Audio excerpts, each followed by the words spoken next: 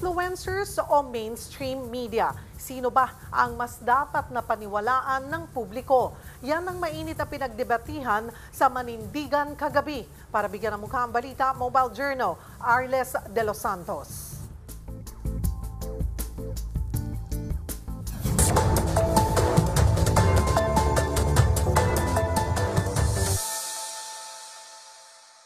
Kanino nga ba dapat makinig at magtiwala?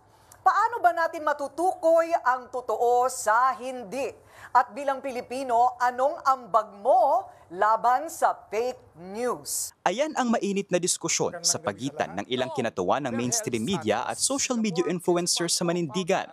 Nagkaroon ng 6 na round ng debate kung saan binigyang oras ang mga kalahok para ibahagi ang kanilang mga posisyon sa mga issue patungkol sa information dissemination.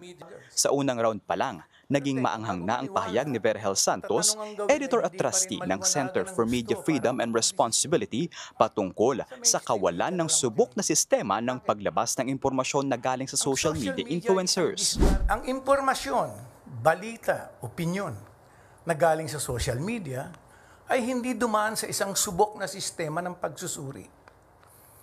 Di tulad ng mga nanggaling sa mainstream media na sinala munang mabuti bago ibahagi sa madla. Sinundan ito ng pahayag ng dating OFW at ngayon influencer na si Orion Perez Dumdum na binasa ang isang pahayag ng dating Prime Minister ng Singapore na si Lee Kuan Yew.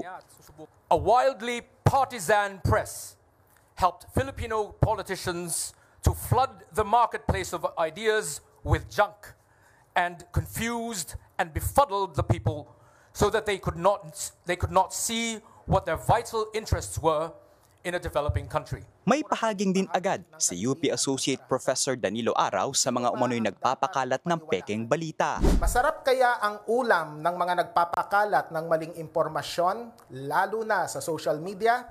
Malamang na hindi, pero patikim pa lang ito. Si Byron Cristobal naman, o mas kilalang Banatbay, nagsabing mga politiko ang nagpapakalat ng fake news. At sa mga sumunod na round, napag-usapan ang transparency, regulasyon at kredibilidad ng parehong mainstream at social media. Ito lang ang laging punto ng mga taga-mainstream media, na wala daw nagpupuli sa social media. Ang tanong, hindi niyo po ba alam yon na meron nagpupuli sa social media? Yung social media, walang nagpupulis na pulis dyan. Dahil iyan ay individual na diskarte. Yan ay kanya-kanya. Nagsilbing bahagi ng reactor panel sina former Communications Secretary Martin Andanar at Chairman ng UST Political Science Department, Professor Dennis Coronacion at Palace Press Officer Undersecretary Claire Castro. Ngayon, usong-uso talaga yung fake news. Hindi natin masasabing walang fake news. So dapat ang taong bayan talaga maging mitikuloso, mapanuri patungkol dito. Sa huli, nagtapos ang debate sa pagsang-ayon ng bawat kinatawan mula mainstream media at influencers sa hamong bitbit ng pagkalat ng fake news. Panawagan nila sa publiko, maging responsable sa pagtanggap at paglabas ng balita, lalo ngayong papalapit na ang 2025 midterm election.